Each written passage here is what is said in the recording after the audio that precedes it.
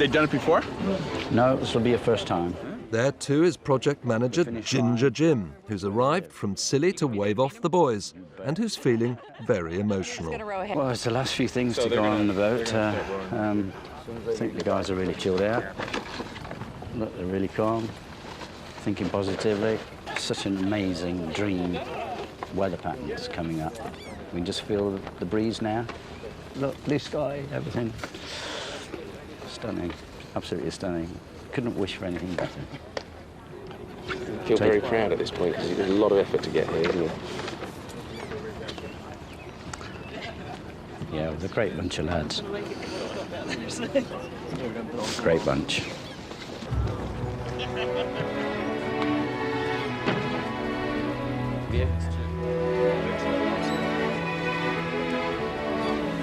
Bye-bye.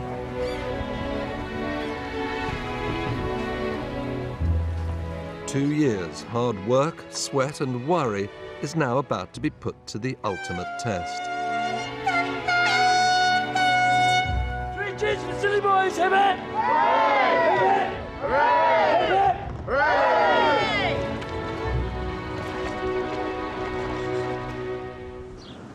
Back on Scilly, the Reverend David's sermon and the story of that very first row 100 years ago has gripped the congregation in the tiny chapel on St Martin's. When they first got off their boat, they could hardly walk. So can you imagine these people who arrived, I think it was the 1st of August they actually got to Scilly, after this horrendous journey when they were in a really poor state, suddenly arriving at these beautiful islands, stepping on the quay there at St Mary's, and peace and quiet. It must have been a wonderful experience for them, but also perhaps quite mind-blowing and disturbing at the same time. After the service, David still can't stop thinking about the horrors of that row in 1896 and what the Scilly boys are about to face. That's them with their boat, which looks remarkably small. Must have been a nightmare. In an open boat, the sun beating down, the rain, the winds, the cold. At one point they not literally hit, but they came in amongst some icebergs, and they were worried about that they were going to be, mown down by an iceberg, and they had some really rough weather, and they lost some of their supplies. You never know what's going to hit you. It's so unexpected. This is one of the things that comes out of this sport. Just the out of nowhere, as it were, something literally suddenly, wham, hit you. That is the great challenge of it, the unknown. Anybody who sets out to row across the Atlantic is an extremely brave person, I think.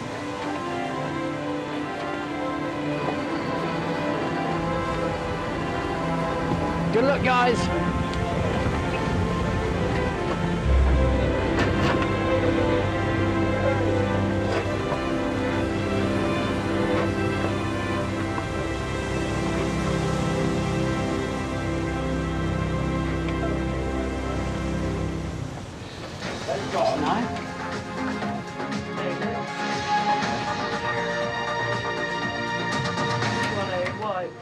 And to New York now, and the 4 rowers from the Isles of Scilly attempting to break... On the islands themselves, there's huge relief that the boys have got off to a dream start. Yes, conditions were perfect as they launched from the Big Apple and rowed out to sea past the Statue of Liberty. Spotlight's Alec Collier was there for the send-off. It's Sunday and the team take their final steps on the American side of the Atlantic. They're retracing the route done by Harboe and Samuelson in 1896, who set the record at 55 days, 13 hours. If all goes to plan, the next time the islanders will see the boys is when their boat appears over the horizon by the famous Bishop Rock Lighthouse, which marks the western tip of Scilly.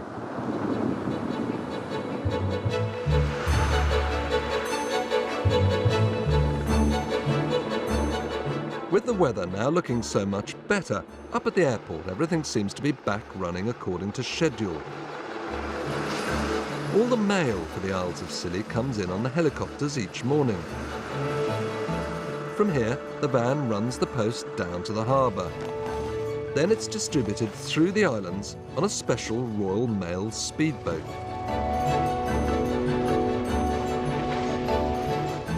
Probably the remotest island is St Agnes to the southwest. Like the other small islands, there are no cars here, so the post is delivered on foot. Often, by a familiar face. Hi, Post. Hi there. Thank All right, thanks very much. Cheers. Yes, it's Nigel from the Airfare Cafe, who's left Carol holding the fort on the bacon butty front.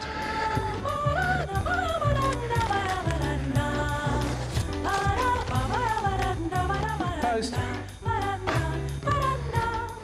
Working at the cafe is great, but this is just like a little holiday. It's almost like a day out. A bit of exercise as well, which is the important thing, because otherwise I'm up there eating cakes all day. It's pretty spectacular here, isn't it? It is a brilliant little post round. It only takes a couple of hours, but it's lovely, and it's the most southwesterly, and it's just gorgeous. It's always warm. Everybody here is happy. It's good.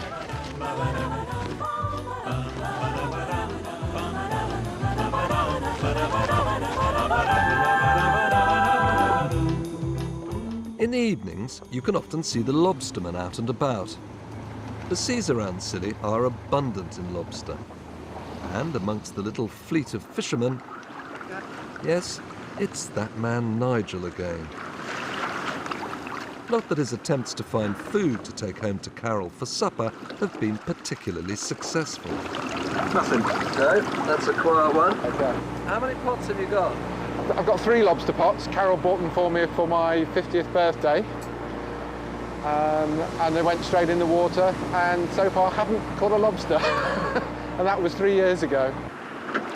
Nigel is the eternal optimist. He knows, without any doubt, that the next pot will have one in. Oh, he just got away. You have taken advice on this? I've taken advice from everybody who regularly catch these things. I've heard these are very fruitful lobster grounds around here. Yeah. What's your gut feeling? Something in there? There's something heavy in here. This is a long way down, this one. Oh! Surely this one must have something in it. There we go.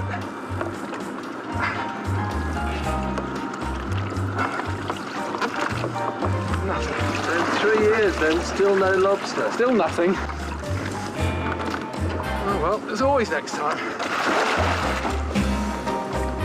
Nonetheless, this is the kind of lifestyle Nigel spent years on the mainland dreaming about. He arrived here 15 years ago and absolutely loves the place. But now comes an unexpected development in Nigel's life. It involves the arrival of a young stranger to the islands.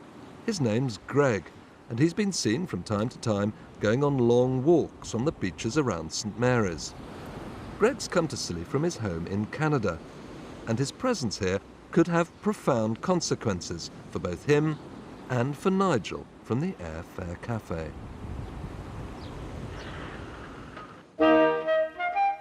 These are important days up on St Martin's. Luring holidaymakers up here when the weather's so unpredictable is hard, so the islanders need to constantly come up with a flow of intriguing new ideas. At the only pub on the island, the Seven Stones, Paulie the chef is busy on the kind of meal most people on Scilly never get the chance to enjoy. There's no Indian food on the islands, so on a recent off-season trip to Delhi, Paulie sought out local chefs in search of the perfect curry to bring home to Scilly. Now he's busy preparing his debut Indian night at the pub, although how it'll go down, Paulie has no idea. Recent problems with the island's supply ships are threatening everything. With the cargo boat being out of action at the moment, I'm still missing some key ingredients, which means I can't do most of my recipes. Like for my tandoori, it consists of about 7 or 8 ingredients, and I have 7, but I don't have the 8th one, and without the 8th one, it doesn't work. What is the 8th one? It's a pot of yoghurt. Yoghurt is what you're... Yeah, it's a big one. I mean, if it was something like garlic and I was a bit shy, I could do without, but the yoghurt is a key part of the marinade. Paulie's been told a supply boat is due to dock in St Mary's. If it doesn't contain the precious pot of yoghurt, his evening could end in a very public humiliation.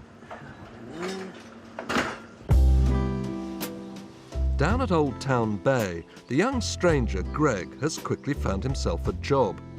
During the summer season, there's no shortage of work for young people here, and Greg's busy at a little restaurant overlooking the bay. He went to Canada with his mother as a child when his parents divorced, which is why his sudden reappearance has been a revelation for Nigel up at the Airfare Cafe. Now, someone recently arrived on the island. A stranger arrived who's quite special to you, isn't that Yes, true? my son arrived after 7 years of non-communication. I just lost touch with him completely. Went over to Canada to see him on his 18th birthday. And a week later I phoned him, and that was the last contact we had. We didn't fall out or anything, but we just lost contact, and we just drifted apart. So just lost contact completely. And then I had a strange phone call from Kerry one morning, who runs the radio station, to say, I've got an email from your son in Canada. I thought, no, you got that wrong. He said, you better come down and have a look and see. He came down to the radio station and picked up my email, and then he emailed me back. And then you got in touch? And we got in touch. Yeah, we started talking, and then he did say he was going to come to Canada, but then I kind of left Canada and came here instead. How's it been kind of getting to know each other? It's been very good. He's a fantastic lad. Carol's in love with him, absolutely gorgeous. So, yeah, he's a very nice bloke. I'm very proud of him. I don't really know how long I'm going to stay. I'm just got in touch with my father, and I'm enjoying the time here, and I'm really enjoying the work and making the new friends. And I don't know how long I'll stay, but just building a relationship, I guess. So it's a slow process, and you're in no rush? Yeah, not any particular rush, but we'll see how things go.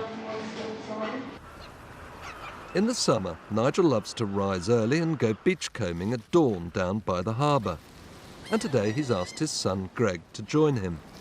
The other thing we find, which is a little bit ghoulish, Victorian doll heads and parts of dolls' heads. That's an ear. For now, father and son are taking each day as it comes and spending what time they can just getting to know each other. From this point on, there really isn't a lot until we get down to the bottom end there, which is where they used it as a rubbish dump. Well, I guess with that storm we had a couple of days ago, there'll be more stuff.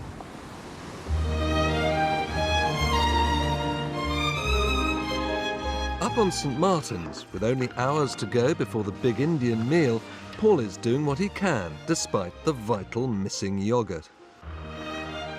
The supply ship has docked, and the little postboat is rushing up to St Martin's with boxes and parcels marked urgent. All the men waiting to collect their goods lend a hand to get the boat unloaded as quickly as possible.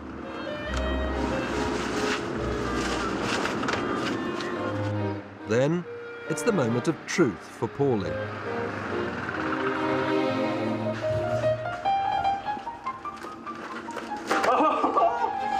Oh, we have yoghurt, but it's exploded in the box, look.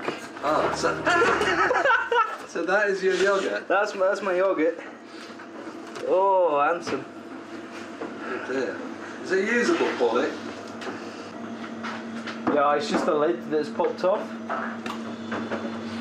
So...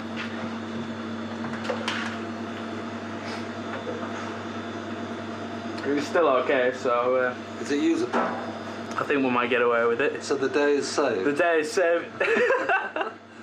At last, it's all systems go.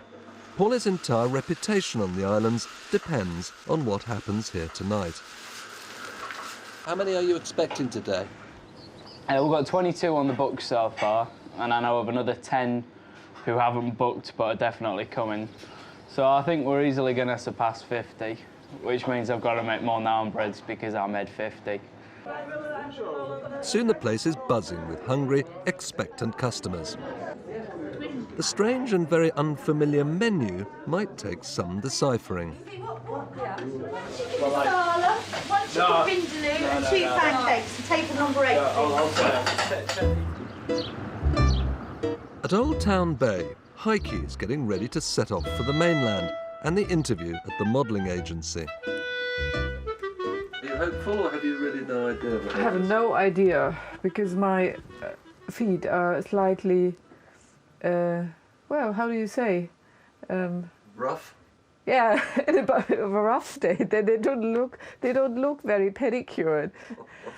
And yeah, hopefully they wouldn't mind that, you know, because I mean, for a lot of the photo shoots of feet, they use feet to show the fungal cream or. So might your feet be used to illustrate fungal cream? That's what I thought. Well, in that case, if they're in a sorry state, that might be rather good.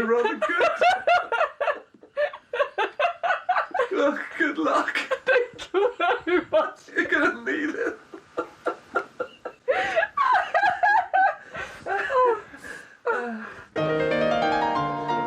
At the Seven Stones pub, much to owner Toby's delight, the Indian supper is on course to be a huge success. They'd hoped to do 50 meals. So far, Paul has had orders for 104. Place for 5 and golf for 5. We're running out of plates. But has Paula's gamble of bringing over exotic flavours from the Orient really paid off?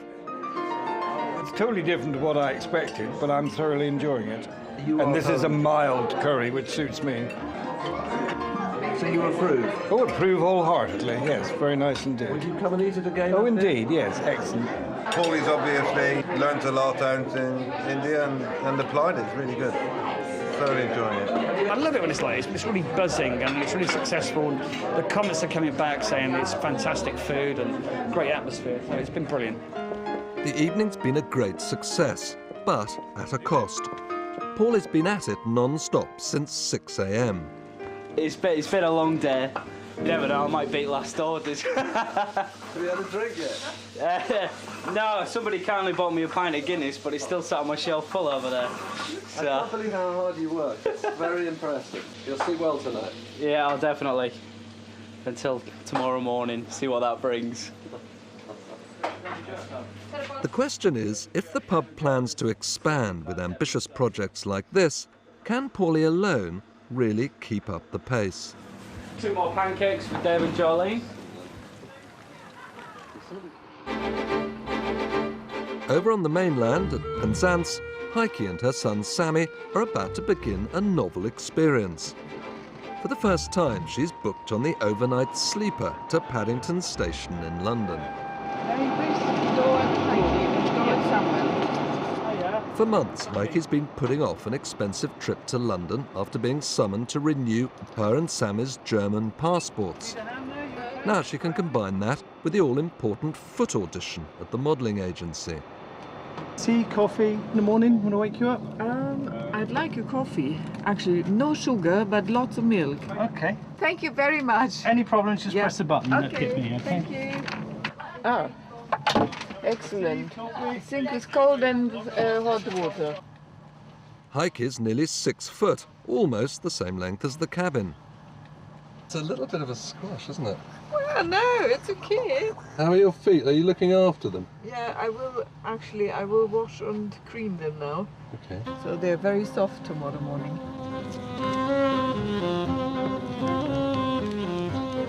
Recently, Heike's been struggling so much to make ends meet financially that she's been reluctantly forced to consider chucking it all in and leaving Scilly for good. If she could raise just a few £100 2 or 3 times a year with foot modelling, it could just be enough for her and Sammy to stay on the islands they've grown to love.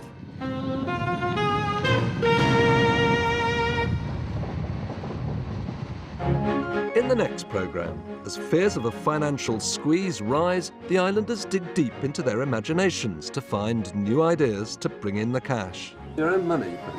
Yeah, it is a bit of a gamble, really. We're sailing close to the wind on this because it is quite a lot of money involved. And Nigel's long-lost son, Greg, finds himself at something of a crossroads in life and turns to the Reverend David for advice about his future. We do come to these moments sometimes in life and we think, well, where are we going? What's the meaning of all this and what do I want to do with the rest of my life?